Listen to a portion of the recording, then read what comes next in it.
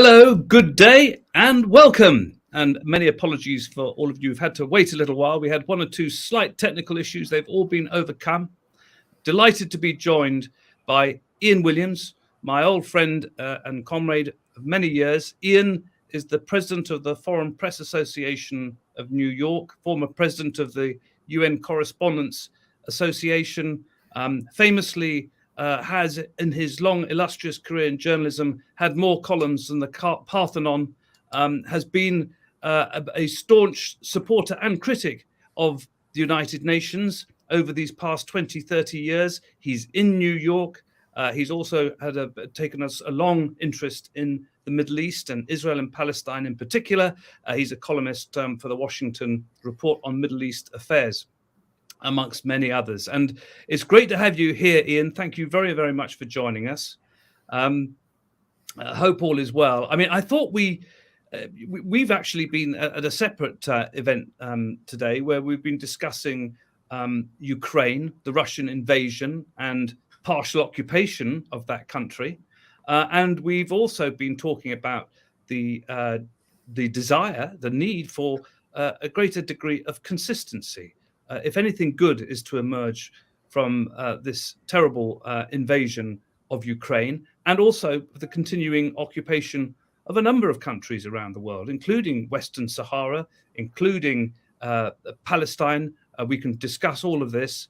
And of course, you know, we can also touch on other conflicts that are taking place that aren't getting the same media attention and haven't had the same media attention, such as the one in Yemen, which has just had its 7th, or I think its 8th anniversary. 340,000 people killed in that ongoing war in Yemen. So this cry of consistency is a powerful one. Ian, looking at the United Nations, I mean, this week I think we've had the debate at the United Nations Human Rights, UNHCR.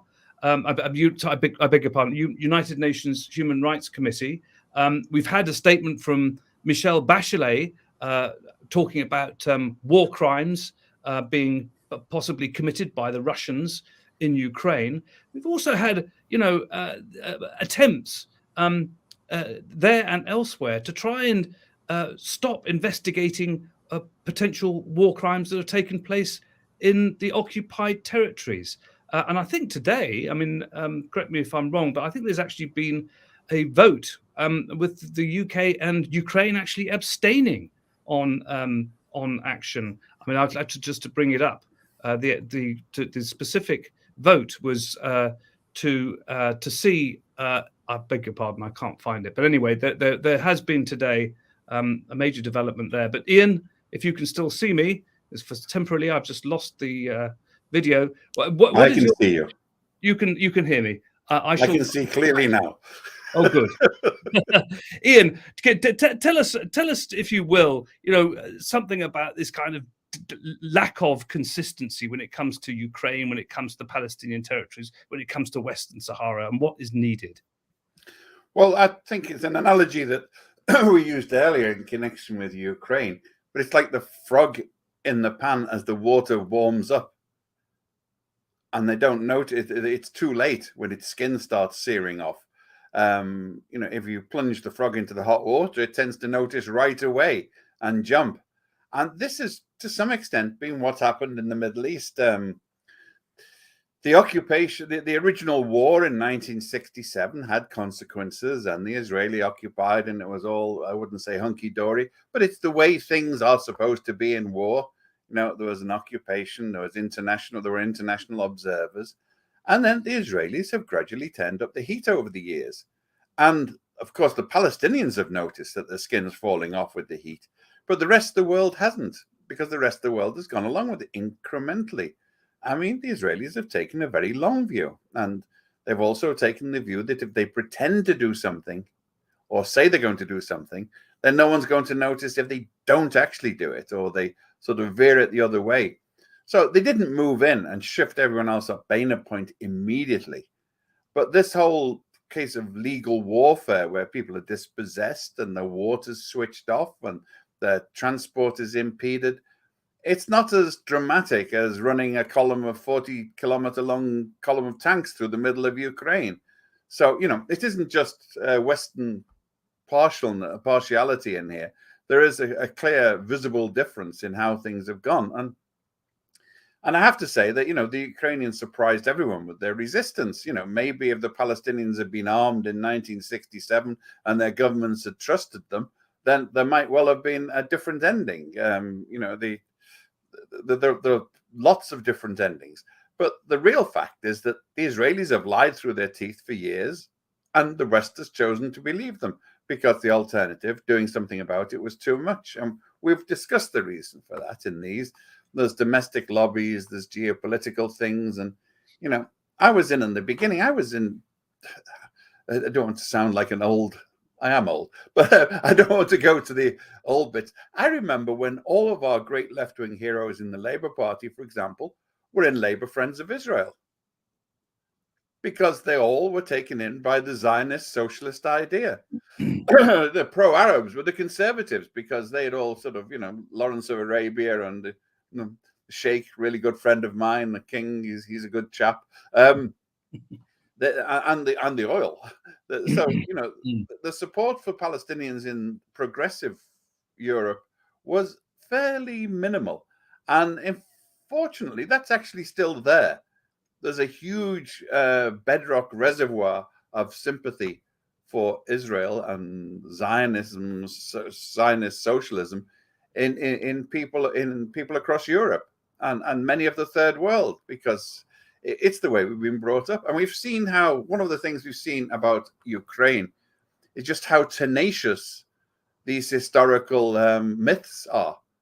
That the number of people who still think that Putin is some type of, anti-colonial liberator running the ghost of the Third International from Moscow is amazing. The number of people who still felt affinity for Milosevic because he was the successor of that nice man Tito and the non-aligned was incredible as well. And these historical habits of thinking really work. I think we can see that with Guterres, the Secretary General. In his heart, he really can't believe the Israelis can do these things, because they were always the nice socialists, the victims of the Holocaust. They went to the Socialist International, and they've carried that up. And the counter myth. The Arab states are often their own worst enemy on these things. I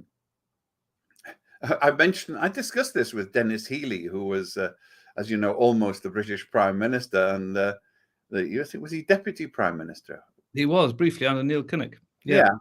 So he was explaining to me how they rebuilt the Socialist International after the Second World War. And, he had a very jovial and avuncular tone about him. And he said, well, we were desperate for recruits. So we went to Egypt, and the Boutros Ghali's party was willing to come in, and we wanted them, so we took them, even though that party, as you know, was far from progressive. And he reminisced, he said, and in Lebanon, Walid Jumblat and the Lebanese socialist movement, we asked them, and I asked what their policy was, and he said to drink Maronite blood out of Maronite skulls. But he said he was a socialist, so we let him in anyway. Well, look, Ian, actually, these type of prejudices come. Yeah. These are potent prejudices which we've never managed to dull down. And let's face it, if I may, I'll come in there, because I did make a mistake. Dennis Healey, in fact, was the shadow foreign secretary under. That's the one. Yes, he never became deputy. Arguably, he should have become leader, and possibly would have been a much better one than most Labour leaders that we've experienced in our life. I have retrospectively wallowed in guilt for not supporting. Sadly, we're not here to discuss Dennis Healey, but it is worth pointing out, I think, because a lot of people are saying, isn't it great that around the world, Ukraine is eliciting such great solidarity? And you can see it publicly in this country, in Britain, where I am. I don't know what it's like in the United States, but the Ukrainian flag is fluttering everywhere. People are volunteering to take refugees in. There are donation centres. There are transports going out to Ukraine of all sorts of medical and food aid and everything else. And of course, the Russian invasion was an absolute shock, not least to the Ukrainians, many of whom didn't believe that it would happen. And part of their country is now being occupied, including, we learned probably today, the smouldering ruins of Mariupol. But of course, people in the West Bank, Jerusalem, and Golan, which is an outright annexation, will say, well, hold on a minute. We've been occupied for 50 years. And if we start calling for sanctions, people say, oh, no, you can't call for sanctions and boycotts and divestments. In fact, if any people do that in countries like Britain and Germany and America, we'll stop their organizations from calling for it. And by the way, we don't mind showing video footage of brave Ukrainians making Molotov cocktails. They're freedom fighters. But if it comes to Palestinians making Molotov cocktails or Western Saharans, well, they're terrorists. So this grotesque double standards, isn't it, really, that sticks in a lot of people. The worst thing we could do, or the Palestinians and their supporters could do, is to say, well, we're not interested because there's no case there, because we're suffering. They should immediately try to associate at every level. There goes Kiev. What about Gaza? Same place. Mariupol, Gaza. Look at the photographs. Look at those pictures of the young girl standing in front of the tank. And I mean, I have to say it, there were people standing in front of tanks in Russia. It didn't help Rachel Corrie very much when she stood in front of an Israeli armored vehicle, did it? And, you know, these comparisons are invidious and must be made often, over and over. And the legalities are there. You hit upon it there. It's indisputable for everyone concerned that the Golan was the acquisition of foreign territory by force. Where the Israelis have tried their logic chopping is to say, well, actually, the West Bank wasn't part of any other country when we took it. So they say they're not occupied, they're disputed territories, which still doesn't allow them to do what they're doing in there, but it throws enough people off. And, you know, I've known and knew an aide to Madeleine Albright who argued that with me, that these are disputed territories.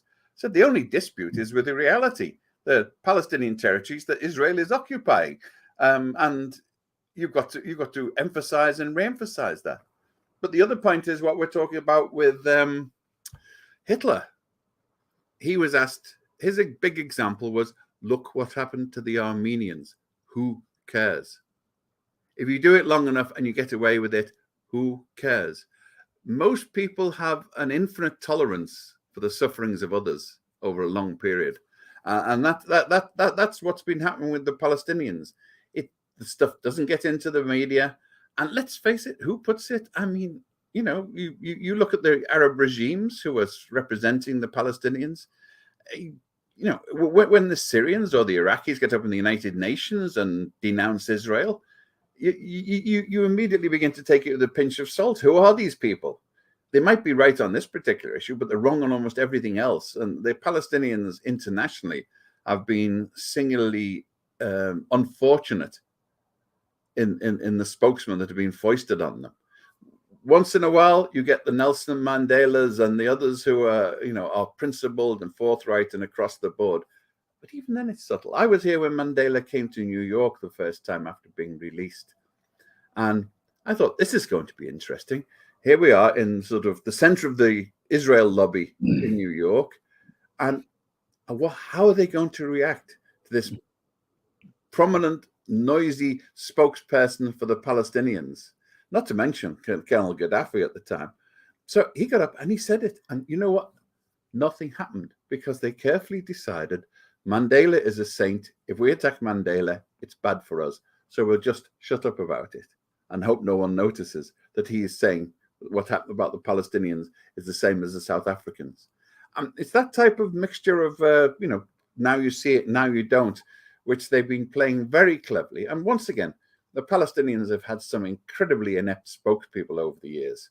You know, the diplomatic corps has been a shambles. So when I was in London, I got involved.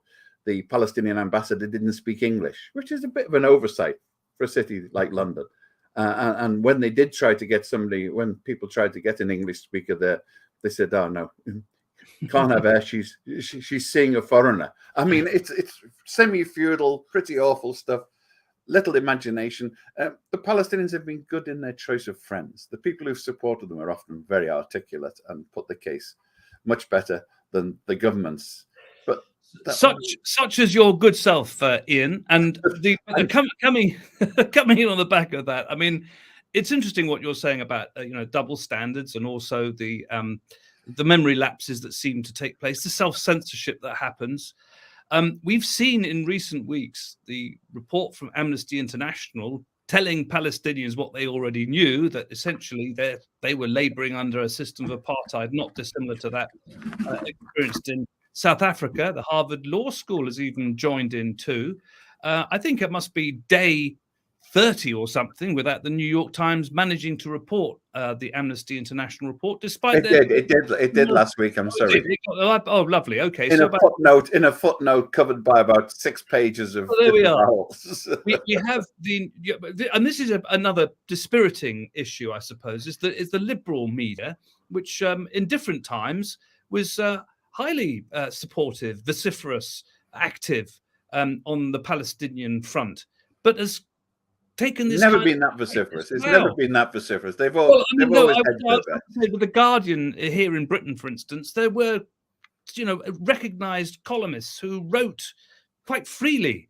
They have to be summoned back down from retirement, when Desmond Tutu dies, to make that to write the piece which explained that Tutu had made that same. With the benefit of memory, Erskine Childers, who was the son of the Irish president, who did the first revelation that the Israelis had actually told the Palestinians to move. He got hold of the tapes, the monitoring tapes, that the Israelis had actually told the Palestinians to move out at the time of the Nakba, which had always been denied.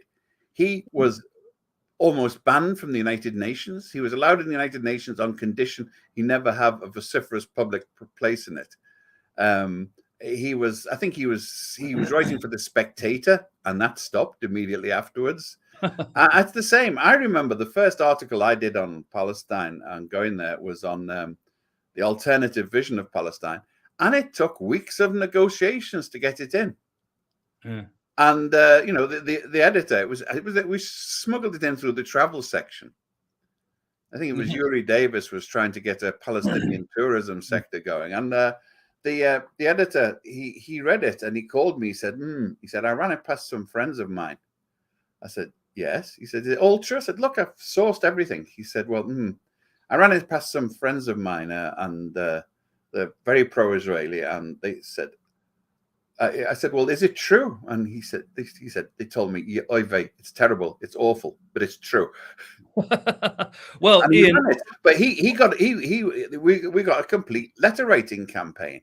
The Guardian was never as brilliant as it thinks it is, and it's obviously over the last 2 years, it's deteriorated even further in the face of accusations of anti-Semitism. I have to come in there because we had a situation just a few weeks ago. This was before the Amnesty report, before Harvard, before everybody recognised the blindingly obvious about apartheid. When Archbishop Desmond Tutu passed away, some of us remarked in the Guardian comment section where we could leave our comments that it was a shame that the obituary, which was a fine obituary, ignored Desmond Tutu's and Jimmy Carter's, but particularly Desmond Tutu's remarks about apartheid in Israel, Palestine and South Africa. And these comments were censored. They were stopped. They were blocked because they offended community standards, whatever they were. And so I wrote to the editor and High Dudgeon, and she apologized and said there was only one person on, and this person had been doing such a very good job, and it was a terrible mistake. Well, these mistakes just keep on happening. And when I was kind of I thought I was losing you earlier due to this fantastic technology, I had forgotten that today, what I meant to say was that today the UK and the Ukraine abstained on a vote at the United Nations Human Rights Committee to support accountability for Israeli violations of Palestinian human rights in the occupied territories, and the US voted against, which is disappointing, given the fact that most Ukrainians, if they knew what was happening in Israel Palestine, would immediately identify with the Palestinians. So we've got this disappointing situation there. But look, before we go to the next question, Omar, I think we've got a short video clip of a young Palestinian woman, Zainab al-Qalaq. She's 22 years old. I think she lost a number of her family in Gaza and the bombing campaigns, and I think also that she spoke to the Human Rights Council. My name is Zainab al-Qalaq. I'm Palestinian from the Gaza Strip. And by some miracle, I'm still alive to speak to you today. After the Israeli forces bombed my home during Israel's attack on Gaza in May 2021, I was badly wounded and remained under the rubble for 12 hours before I was pulled out. After I woke up to the shock of losing 22 members of my family, life and death became alike to me. The bombing killed my mother Amal, my sister Hana, my brothers Ahmed and Tahir, and my cousins and many other relatives I can't name because I feel real pain in my chest recalling this memory. All the houses in our neighborhood were flattened, although not a single armed person was among us, and no military actions were carried out from our area. We were a group of defenseless people, anxiously hearing the sounds of shelling, carried death with them. I know that my loss is too great to be compensated,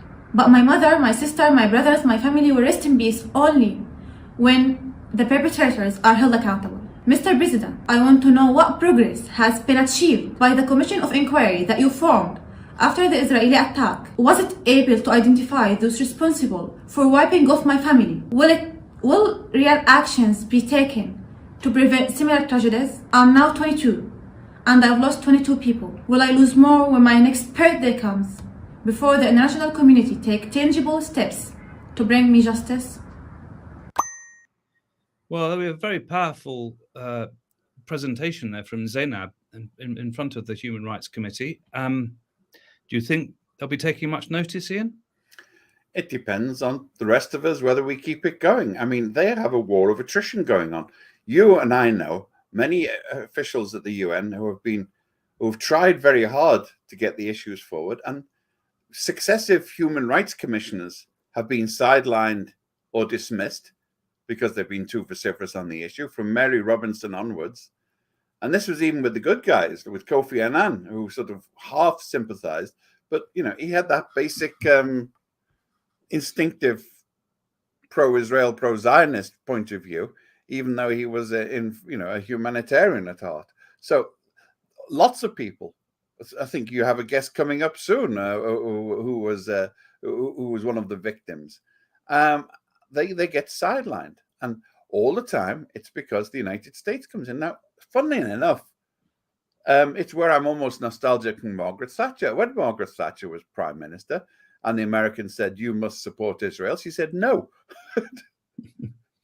And the UK voted with all the other members of the Security Council and the UN to condemn Israel, even when the US vetoed it. It was Tony Blair who came in and made sure that it was, to some extent, we're lucky it's a compromise, because he made sure that Britain abstained on these resolutions instead of voting with the rest of the membership. That's slipped back a little bit now. Britain occasionally votes on the side of truth and justice rather than abstaining, and it hasn't gone the whole hog. But you see the type of pressure that's been on Canada. I mean, in the past, Canada was pretty much an epitome on this one. It stood up for Palestinian rights. It voted for the Human Rights Commission. For 10 years now, it's been one of the most slavish followers. It's gone along with every American veto and every all of the American pronunciation, without actually changing its policy on their website, which condemns Israeli occupation and Israeli settlement. But it votes the other way. How do you think this war in Ukraine may change things? Because clearly, those campaigning for Palestinian rights, campaigning for sanctions, for boycotts, had been battered back quite heavily. People have actually been quite frightened often to offer an opinion or to campaign.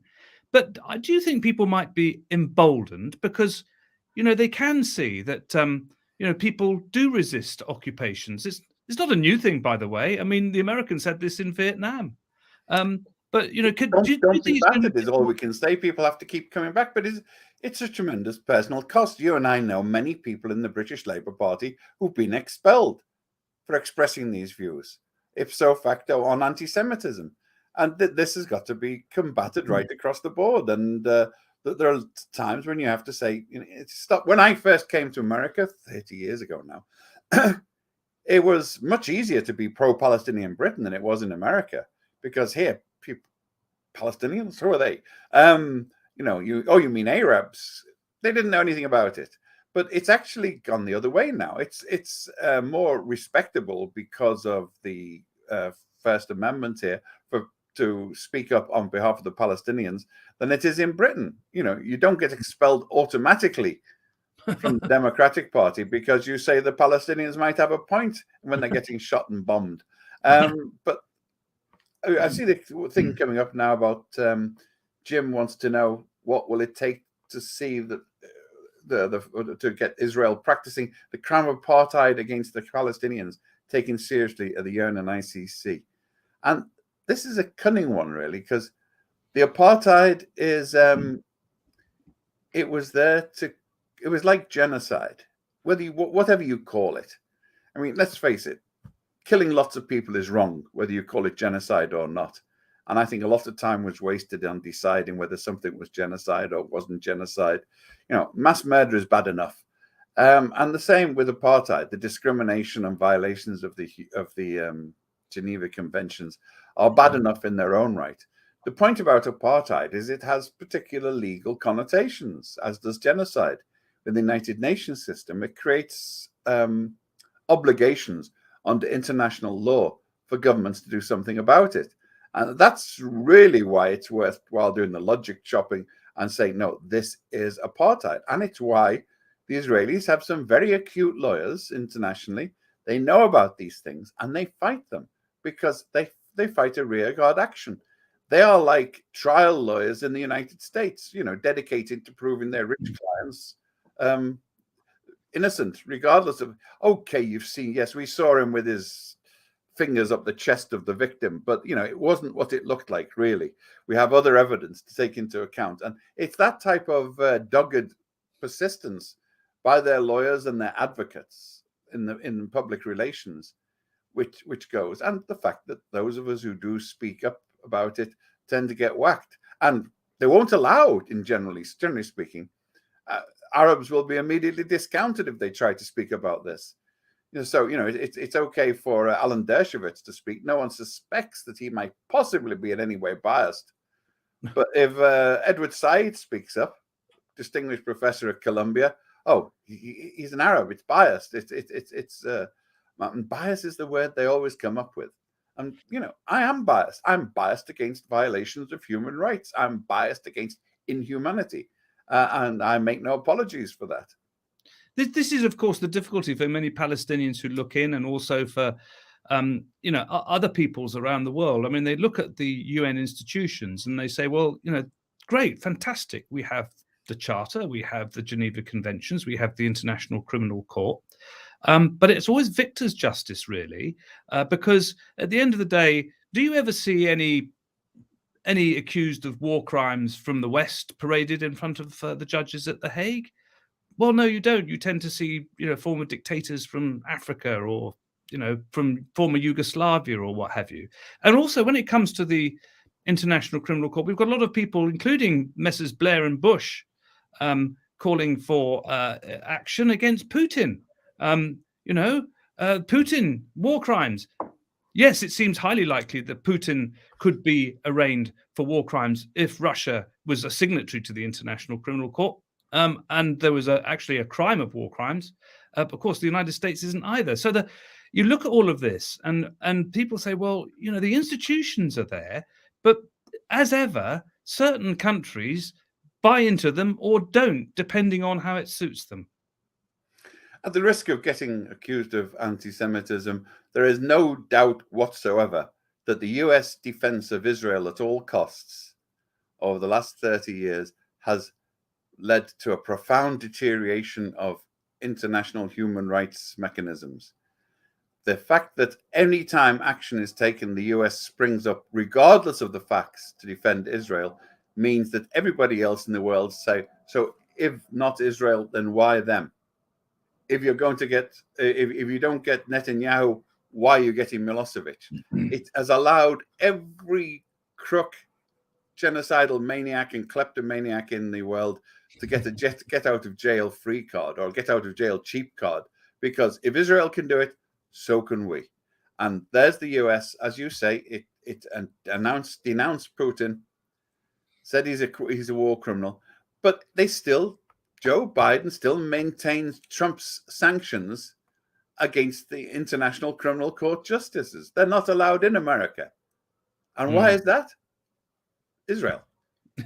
There is another interesting point as well, which is a lot of the Western media has been rather taken with the fact that Russia has been so horribly and deservedly isolated at the General Assembly, with only 4 other countries voting with them. I think Belarus, North Korea, Eritrea, and Syria. I mean, a small legion of evil you cannot better imagine. But they fail to remark that when it comes to votes on Palestine, it's usually the United States with 1 or 2 others, including a place called Palau, which I challenge anybody watching today to find out. Sorry, I've got a lot of respect for Palau. Palau fought against the United States over nuclear weapons for a long time, but its entire budget is derived from the United States Congress. And so the other sundry coral atolls which support Israel, and that's what it is. It's a real handful of coral atolls. Look, we've got a couple of questions here. Deborah in Carlisle says this week a city twinning endeavour between Edinburgh in Scotland and a city in Gaza was blocked by the local council after a complaint for Lawyers for Israel UK. I mean, what do you make of the situations like that? Twinning. I mean, I remember when Dundee twinned with was it Nablus? That was George Galloway, I suspect. Yeah, but I think it might have been. The point is, it was nothing particularly controversial. He was on Dundee Trades Council, as I remember. Yeah, nothing controversial about cities in Britain twinning with Palestinian cities. But here we have, if Deborah is right, twinning endeavour between Edinburgh and a city in Gaza. There are answers here if people get to them. I mean, it is up to the people in Edinburgh to get better lawyers and to go there and say, this is blank, blank, blank. Your legal advice is completely erroneous. Lawyers are expensive. We need to know. Yeah, well, there'll be volunteer lawyers who would come in on this one, I'm sure, and who do pro bono work. So I remember, by the way, when the British Foreign Office people used to tell us that Hamas was a political party with connections to terrorists. They refused for many years to label Hamas as a terrorist organization because they knew they had to deal with the elected representatives in Gaza, which everyone forgets about. I mean, terrorism is one of those words that comes in and it's almost meaningless. It always sounds like tourism to me. Tourism. It's a meaningless concept. For years at the UN, it's one of the great mysteries. They have sought to define terrorism, and nobody can. Because why is it terrorism for somebody to walk in and blow themselves up in a city, but it's valiant military effort to fly over in a bomber and drop a couple of hundredweight of TNT on the people down below? One gets you a medal, the other gets you labeled as a terrorist. One gets you as an international outlaw. And we really have to be careful about using these terms, and we do very haphazardly. We should say, murder is wrong. And most of the laws about murder apply to terrorism. If somebody goes in and blows up a pub, that's murder. You call it terrorism, and it adds a whole unnecessary dimension to it. Well, I remember there was a war on terror trying to wrestle with this definition. War on terror became American foreign policy, as we know. But look, there's another question. As did the war on drugs and the war on poverty. Look at the success of those endeavors. Yeah, I'm afraid so. But look, I think we haven't got a great deal more time. But before we go, I mean, there are analogous situations, and one that you've been involved in for many years. Actually, there are a couple, come to think of it. One, which we've both been involved in many years, which has been the battle to get the Chagos Islands returned to their lawful owners and their inhabitants. The Chagos Islands illegally taken really by Britain. We know this. International law has moved heavily against Britain, but Britain still remains in occupation of the Chagos Islands and the island of Diego Garcia in particular, for strategic reasons. We know why, but it still doesn't get away from the fact that the General Assembly has voted overwhelmingly for Britain to obey international law and return the Chagos Islands to Mauritius. The other is, of course, Western Sahara. 1975, it was Spanish Sahara. The Spanish left. Morocco and Mauritania invaded. You, Ian, have been campaigning on this issue for years. So there's a question here from David Harding. Can Ian give us his views on Spain changing its position over Western Sahara? How does this correspond also with the situation in the occupied territories, Palestinian territories? Well, it corresponds in two different ways. One is it's quite clear under international law, almost every country in the world recognizes that Western Sahara is occupied territory. The Moroccans are occupying it illegally and in defiance of the wishes of the people. It's fought off having a referendum, which it's promised for 50 years now. 50 years. They've been promising a referendum, and they took the Israeli playbook. You keep promising, yes, we'll do the referendum, but they can't vote, and they can't vote, and we'll have the referendum then. And maybe we should reconsider the referendum. So they've been talking about it for 50 years and doing nothing. And now Spain, is a despicable position. Probably what I say about them best be said in Spanish on a family TV show, but we'll avoid that. But it's a very pertinent one because, once again, Trump administration, the first and only country in the world to give explicit legal recognition to the Moroccan occupation. The first and only one. I don't think even France, who is Morocco's best friend, has gone that far, because there's an international judgment about it, saying that this is occupied territory. And they've gone ahead with this. And what do we find? Biden has not walked it back. Biden's ambassador to Morocco weaseled about it, never quite said it's there, but they said it shouldn't be an impediment to Morocco getting military aid, because there are rules in America that you're not supposed to get military aid if you have nuclear weapons. Has anyone told the Israelis lately? You're not supposed to get aid if you're occupying other countries in defiance of in international law. But Biden's ambassador said this was okay, and it isn't okay. But I also have to say, and this is apropos of what I was saying earlier about the worst representatives, is apart from Algeria, the rest of the Arab world is letting the Western Sahara, the Saharis, go swing. Do you remember the parallels here? These Moroccans actually built a separation wall before the Israelis. The Israelis might have hired Moroccan consultants. They built a sand wall right across the territory and shot everyone trying to pass it. They threw most of the population out.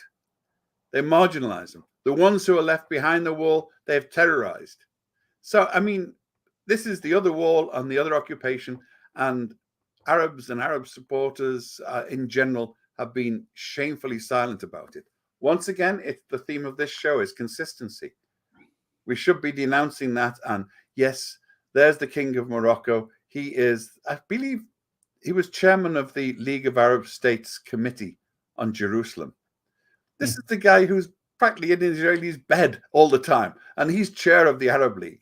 So, you know, sometimes this spurious solidarity on so-called ethnic grounds from Arabs has to go out the window and get down to the ethical and political quick of it all. But you know, in a way, the scumbags, and we should not support them except in extremists. Yeah, I mean, I suppose in so many ways, Ian, we've really been talking about sort of state positions, the hypocrisy and lack of consistency of state positions, whether it's over Ukraine, over Western Sahara, over the Palestinian territories, over the Chagos Islands, or whatever.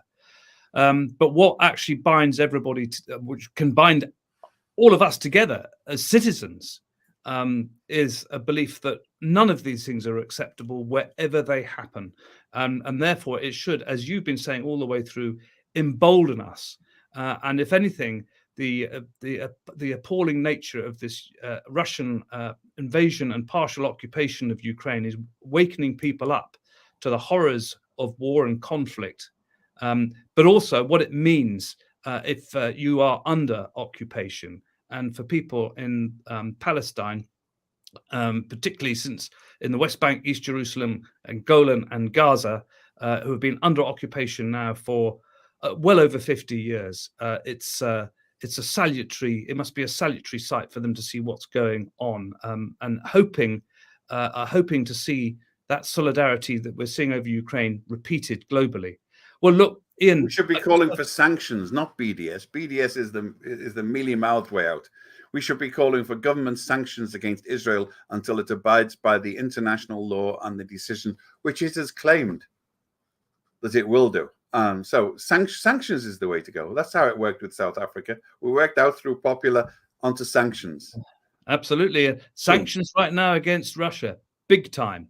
Yes. We're not calling it for, there's no sort of voluntary boycott, divest and sanctions movement against Russia. But let us remember, since we're talking about ethical comparisons and the world is connected, Israel was the biggest conduit for breaking sanctions on South Africa.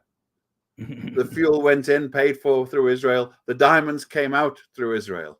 The weapons went into South Africa, including its nuclear weapon, through Israel. And now, where are the oligarchs all fleeing to with their ill-gotten gains? Where are they, apart from the Emirates, which is basically Israel, offshore Israel now, what are they doing? They're providing a haven for all of these oligarchs and looters and kleptocrates from Russia and Ukraine.